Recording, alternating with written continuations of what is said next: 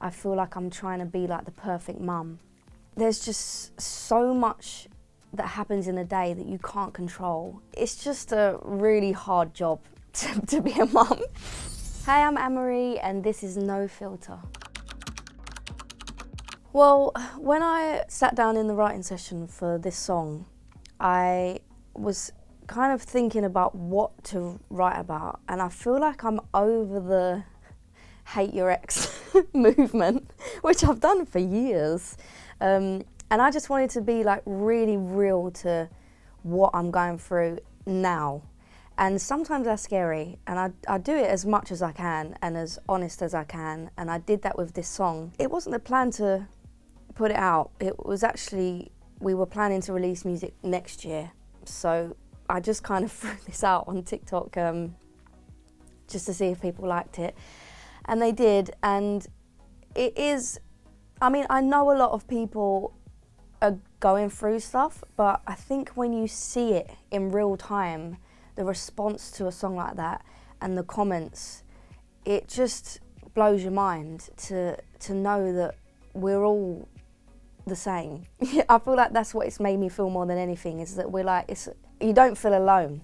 And I think it's really important, and it reminds me to keep writing songs about what I'm really going through, because people are going through the same, unfortunately. Yeah, I mean, I wrote this song like 2 months ago, so it's very now, and I just remember sitting there going, what am I actually going through? And I've felt depression in so many different ways in my life, and it's all different feelings, and sometimes it's hard to like pinpoint what it actually is, because you think, oh, is it anxiety, is it this, is it this? And it all comes under that umbrella of depression. I recognised it in lockdown, and then after I had my first baby, that's when the postnatal depression happened. So it felt like a very true thing to talk about, and something that I'm trying and have tried to articulate as well as I can, but also try to make it sound a little bit cheery, because I weirdly like writing sad songs that feel happy, and they're a bit confusing, but my aim of this song was just to hope that people that are feeling a bit low at the moment could listen to the song and for like 3 minutes feel a little bit happier. That was my goal. I don't feel like it's a weight, no. I feel like it's almost a weight lifted, because it's something that I've been able to actually express, and I can now sing it every day and feel a little bit better. But also, I guess what I'm going through now and being a new mum, I think when other mums come forward and say, I'm 3 months after giving birth and this is exactly how I feel, I just feel like, well, thank God I've written it for them to maybe understand it better. Because when it was lockdown, I remember being like feeling sad, but it wasn't crying, and I always thought that being sad was physically crying, and I felt a new world of sad, and I was like, what is this? Because I always related sadness to crying, and that's when I knew that it was a little bit deeper than just crying. And then, yeah, it's been a journey, and I know that people are in different phases of it, and some people are just recognising it, some people have had it for years, and hopefully, yeah, this song makes them feel heard and seen. Yeah, I think the reason why I share so much online is because when I was younger and I was feeling maybe alone or a bit rubbish, I feel like I didn't know anything about mental health, and I didn't know anyone else that felt the same. And I just, as soon as mental health started becoming more of a talking point and people started talking about it, it made me understand myself better and help me out. So I think the goal of mine is to, whether it's about body confidence, bullying, like anything that I've experienced, I want to talk about it, because if that helps someone understand and recognise a feeling that they're having and knows that they can get help with it or it gets better, then I want to talk about it. My support system in life right now is my therapist, family, my partner, my babies. I think you have to almost see it though, because I think a lot of the time, especially if you've expressed it to people, I think everyone around you is trying to help, but sometimes when you're low you don't think that they are and you feel alone. But I think what I've been trying to do is notice that people are a positive thing in my life, and every day I wake up and I've got my babies, and every day I wake up and someone's come around to help me just deal with something really basic in the day, and I'm trying to really appreciate that and see the happiness in that. So yeah, it's up and down. I'm quite bad with boundaries, I'm not gonna lie. I struggle with that, and I speak to my therapist about it all the time. But I think it's hard because as a kid, I didn't talk to anyone and I didn't let anyone know how I was feeling. And I think I almost flip-flopped the other way completely and overshared everything, and it became really difficult to keep some things to myself and like deal with some things, and it all just became about saying it. And I think what I'm trying to do at the moment is put some boundaries in place, you know, like protect myself, protect my energy, but also share.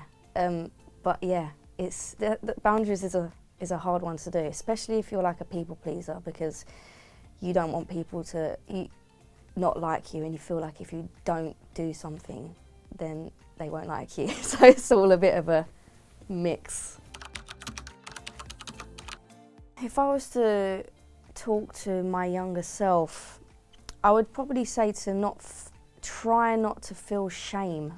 I think shame is such a bad thing to feel, and it stopped me from talking to anyone. And it was just like the bad feelings of like embarrassment, scared of being judged, the shame, and it's so overwhelming that you don't talk. And I think once you realise that all that is doing is trying to stop you from being better and happier, and as soon as you say it to someone, anyone, it can be literally your dog. Like if you say it out loud, if you write it on a piece of paper, if you have a therapist, if you don't, if you have your parents, if you have a best friend, if you have a stranger on the bus, like if you're just chatting, as soon as you say something, it is about 99% less scary than you thought it was. So I would always say, speak it and don't be ashamed. Thinking of myself has always been difficult, and especially now with babies, because, you know, they come first to me, and that often means I don't think about me. So again, really recently, I've been trying to do stuff that makes me feel better, because I know that if I feel better, my babies are happier. So it's just doing it. So like, I went to the gym for the first time the other day, and today I'm going to the dentist, and I'm slowly trying to implement things that I used to do all the time without a care, that now all of a sudden feel so hard to do. So I'm slowly doing stuff, remembering that if I don't look after myself, then I can't give people anything. I think when my kids are older, I'm going to always be very open with them about talking about anything, honestly, anything and everything, because I feel that when I was younger, I didn't feel like I could. So I want them to understand things. I want them to find their own way in things, but I also want them to know that I will never judge them for anything, and that's a really big thing to me. And from suffering with like major social anxiety, I'm trying my hardest to make that not reflect onto my daughter at the moment. So I'm trying to make her as confident as she can be, just so she never has to feel what I feel. It's hard because I'm again speaking to my therapist about like parenting that's called good enough parenting, because I feel like I'm trying to be like the perfect mum. There's just so much that happens in a day that you can't control. It's just a really hard job to be a mum, and trying to teach as much as you can, but also not suffocate in what you've experienced, and try and protect her from experiencing it, because she does need to. So it's like I need to get I'm still working on it. Oh God, I hope that the world looks optimistic and free, and I'm sure there's going to be aliens around us at that point, so we're not going to have a clue. But yeah, I'm hoping that it's free and I don't feel attacked every day. And yeah, it's a big question, but yeah, I'm hoping that they're free and happy.